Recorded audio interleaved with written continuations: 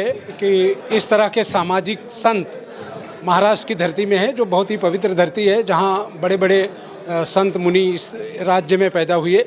और मैं ये समझता हूँ कि असद जी का काम बहुत ही बड़े पैमाने पर न सिर्फ मुंबई महाराष्ट्र बल्कि देश के बाहर भी था। और मेरी उनके साथ बहुत सारी व्यक्तिगत मुलाकातें रही हैं।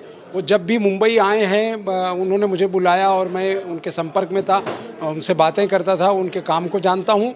और उनके साहबजादे जो उनके बेटे हैं डॉक्टर अमजद, वो मेरे बहुत ही करीबी दोस्त भी हैं और बरसों से हम उनके साथ जुड़े हैं। और हम चाहते हैं कि जो उनका मिशन है वो खास करके हॉस्पिटल बनाना कैंसर मरीजों के लिए, क्योंकि वो खुद भी कैंसर के मरीजों के लिए यहाँ काम कर रहे हैं मुंबई शहर के अलग अलग अस्पतालों में। तो मैं आए हुए लोगों के माध्यम से, अपने माध्यम से, अपनी टीम के माध्यम से उनको मुबारकबाद देता हूँ। और दूसरी चीज़ ये कि आज भारत में जिस चीज़ की सबसे ज़्यादा ज़रूरत है वो है आपसी भाईचारा की। तो बाबा असद जी जो थे, उनका जो मिशन था, खास करके वो आपसी हिंदू मुस्लिम एकता का जो मिशन था उसको बढ़ाने का काम बहुत ही बेहतर तरीके से कर रहे थे। जहाँ वो एक संत थे वहीं वो बहुत ही अच्छे इंसान थे, क्योंकि उन्होंने जिस तरह से अपने जीवन में 30-40 साल जो उनको मिला उसमें उन्होंने इस तरह के कार्य किए कि कितने दंगे महाराष्ट्र में जो हो सकते थे उनको उन्होंने रोका और कई सामाजिक संस्थाओं के लोगों को उन्होंने सम्मानित किया।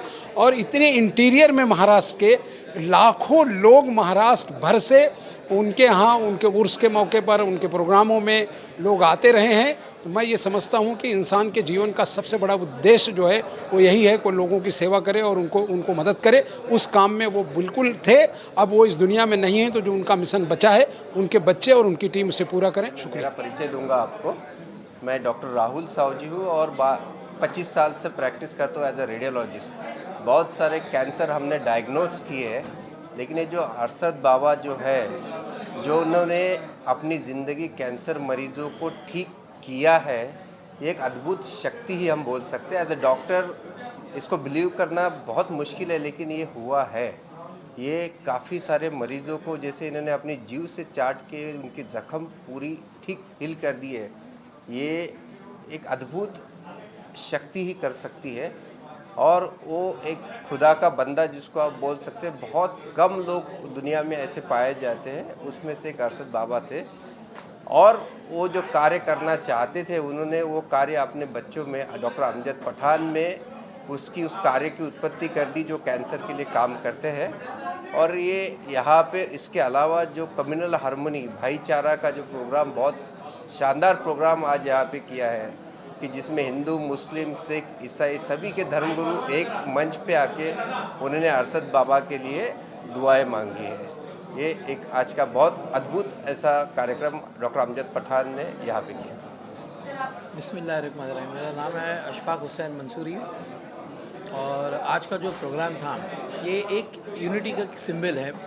और जहाँ पे डॉक्टर्स का कंट्रीब्यूशन है, जहाँ पे ब्यूरोक्रेट्स का कंट्रीब्यूशन है, एक मंच पे एकता का जो प्रतीक होता है कि हम एक है, हम भारतीय है, ये एक उदाहरण है हमारा। और हमारी जो सोच है, जो सोच भी हमारी ये एक ही है, दैट हम ह्यूमैनिटी को सर्व करें ऑन द होल। और इसी तरीके से आगे मैं कहना चाहूँगा कि जो लोग आए, हमारे राहुल सावजी आए, डॉक्टर अमजद पठान साहब आए, और जो खिदमत असद बाबा की जो हुई है फॉर ह्यूमैनिटी, और ये सिलसिला जारी रहे। हम तहे दिल से मीडिया का भी शुक्रगुजार है। जो लोग आए, काफ़ी शख्सियत आए, फादर आए बाइक अल्लाह के, हमारे धर्मगुरु, जो भी सब जितने भी लोग यहाँ शिरकत फरमाए, इन सब का जो योगदान आज का था। आज संडे होने के बावजूद सब ने अपना प्रेशियस टाइम निकाल के आज इस फंक्शन में आए, जो एक धार्मिक फंक्शन भी है और एक पीस यूनिटी का एक सिंबल जो दिया गया है। I think so programs like the should be appreciated and done now and again. Thank you. Doctor Amjad Pathan sir ने हम सबको इनवाइट किया है कि इंटरफेथ प्रोग्राम के अवसर पर सब धर्म एक इकट्ठा हो जाए, और जो इंडिया को, भारत को ज़रूरी है कि सब लोग इकट्ठा रहें। इसलिए सब लोगों ने एक साथ मिलकर प्रेयर की है और सब लोगों ने एक साथ मिलकर एक दूसरे के विचार शेयर किए हैं। इस अवसर पर हम सब धर्मगुरु ने अच्छी तरह से प्रेयर की है। इसके अवसर पर हम सब डॉक्टर अमजद पठान को बधाई देते हैं। और मैं तो यही कहूँगा कि जो मैंने आज देखा है यहाँ पे, हमारी गुरबाणी कहती है कि मानस की जात सब एक को पहचान वो, कि जो जात पात का ये जो गेम है, ये हम सोचते हैं कि भाई मुस्लिम और हिंदू में ये जो सब सिस्टम आप खुद देख रहे हो, मगर जो मैंने यहाँ आप देखा है आके कि भाई एक जो असद महाराज जी हैं, उन्होंने सारे संसार में जितने भी कैंसर पीड़ित लोगों के प्रति इतना वो दिखाया है, और उसी को नक्शे कदम पर रखते हुए पठान साहब जी, डॉक्टर पठान साहब जी, उन्होंने ये प्रोग्राम रखा है और सब धर्म गुरुओं की प्रेरणा कराई है। तो इसी के प्रति भी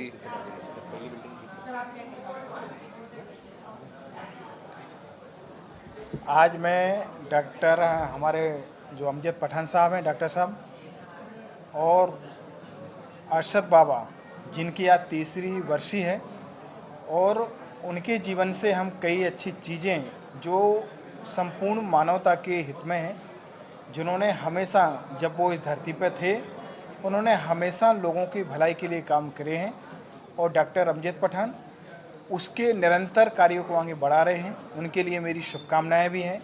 और जिस तरह से आज देश भर में जो एकता की और समन्वय की ज़रूरत है, उसके लिए ये बहुत अच्छा प्रयास है। आज जिस तरह से यहाँ सभी कम्युनिटी के लोग एक साथ मिलकर अरशद बाबा को श्रद्धांजलि, अपनी भावनाएं, अपने विचार, अपने उदार विचार प्रकट किए हैं, इससे पता चलता है कि हमारी जो संस्कृति है वसुधैव कुटुंबकम की, आज देख रहे हैं पूरा दुनिया भारत की तरफ देख रही है। वो यही है जो हमारी परंपरा रही है कि सभी को एक साथ मिलकर इस देश को, संस्कृति को और एकता के संदेश को आगे बढ़ाने का कार्य निरंतर करना चाहिए। आज का ये संदेश हमें यही प्रेरणा देता है, आज का एक कार्यक्रम के माध्यम से, कि हम निरंतर इस तरह के समायोजन को निरंतर आगे बढ़ाएं। जिस तरह से हमारे बुद्ध संप्रदाय के भंते जी, सिख संप्रदाय से पधारे हमारे जत्थेदार जी, और अलग अलग कम्युनिटी से लोग यहाँ पर आए, उन सबों ने एक साथ भाव मिलकर श्रद्धांजलि अर्पित की। ये हमारे लिए उनके कार्यों के प्रति और उनके प्रति एक श्रद्धांजलि समर्पित है। ओम नमः। पर इतने बड़े बड़े लोग इकट्ठा हुए हैं कि उनमें से मैं सबसे छोटा महसूस कर रहा हूँ सबको। लोग कहते हैं कि दुनिया बड़ी छोटी होती है, मैं आज तक ये मानता था, लेकिन इस दुनिया में कुछ लोग इतने बड़े होते हैं कि उनके कारण ये सब बाकी जो हमारे जैसे आम छोटे छोटे लोग हैं वो जी सकते हैं, उनके कारण। अब ये अमजद साहब हैं, अगर उनके पिताजी याद होते तो इतने खुश होते कि ऐसा बेटा मेरे घर में पैदा हुआ। दुर्दैवश मेरे पिताजी ऐसे नहीं कह सके कि मैंने किसी अच्छे बेटे को पैदा किया, फिर भी मैंने ट्राई किया।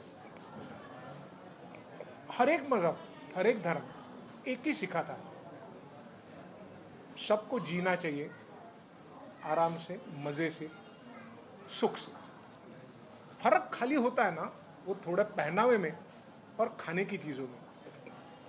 तो कभी कभी मुझे ऐसा लगता है कि बाकी सब छोड़ो, अलग अलग खाने, अलग अलग जीने की स्टाइल, अलग अलग पहनावा, इसके लिए तो थोड़ा सा मज़हब, ये मज़हब में थोड़ा थोड़ा फर्क होना चाहिए। यानी कि अब सब लोग अगर सिख हो गए तो फिर बिरयानी कौन खिलाएगा? सब लोग अगर मुस्लिम हो गए तो मक्के की रोटी कौन खिलाएगा? तो जिंदगी में मज़ा कैसे आएगा? तो शायद मुझे ऐसा लगता है कि ऊपर वाला जो है, जो ये दुनिया को चलाता है, इसने ये छोटे छोटे मज़े अपने ज़िंदगी में आने चाहिए, इसलिए ऐसे मज़हब का थोड़ा मजाक किया है। उसको सीरियसली नहीं लेने, अपने माँ बाप, वालिद, अम्मा जो भी है, जो बोल रहे वही करने का, ज़्यादा अपनी होशियारी नहीं लगा तो आराम से दुनिया चलेगी। लाखों साल चली आए, हज़ारों साल चलेगी। हमारे जैसे छोटे छोटे लोग पैदा होंगे, अमजद भाई साहब, उनके पिताजी, उनके भाई, उनकी फैमिली, ऐसे बड़े बड़े लोग पैदा हो जाएंगे, और वो हमारे जैसे छोटे छोटे लोग जो हैं उनकी नैया पार लगाएंगे। बस इतना ही कहना है। छोटा आदमी हूँ, अच्छी बात होगी तो इनकी, गलत बात होगी तो मेरी। आज ये कैंसर का अभियान चला रहे हैं, कैंसर तो किसी को भी हो सकता है। सो सबके परे जाकर हमें इनका हाथ बटाना है, जितना हो सके उनको मदद करनी है। जैसे कि वो भी सुबह उठेंगे तो ऐसा नहीं कहेंगे मैं अकेला हो गया हूँ, मेरे साथ 100, 1000, 500, 700, 800, 2000 लोग मेरे साथ हैं, और वो 2000 लोगों की ताकत लेकर रोज उठेंगे। तो सब मदद कीजिए, मेरे से जितना हो सकेगा उतना मैं ज़रूर करूँगा। बस जय हिंद, जय महाराष्ट्र। देखिए, सबसे पहले तो मैं कहूँगा कि मज़हब नहीं सिखाता आपस में बैर रखना, हिंदी है हम, वतन है हिंदुस्तान हमारा। सो अल्लामा इकबाल साहब के वो जो अशार है, तो ये बहुत ही सही में सब हम सबको एक जगह लेके आए हैं। और आज हमारे बाबा जी अलाज असद बाबा, जिनको भारत गौरव का सम्मान भी मिला था, और जो विश्व शांति दूत का भी उन्होंने कार्य किया, उनका कार्य यही था कि सबको एक साथ रखो, सबको एक जगह पे लाओ और आपस में भाईचारा बांटो। सो आज हमने भी आज उनकी जो तीसरी पुण्यतिथि है, बरसी है, इस मौके पर खराज अक़ीदत का प्रोग्राम जो सेलिब्रेट किया, जो मनाया यहाँ पे। सो ये ख़ास करके उनके लिए एक वो श्रद्धांजलि हुई कि वो चाहते थे कि मेरे चाहने वाले आए करके।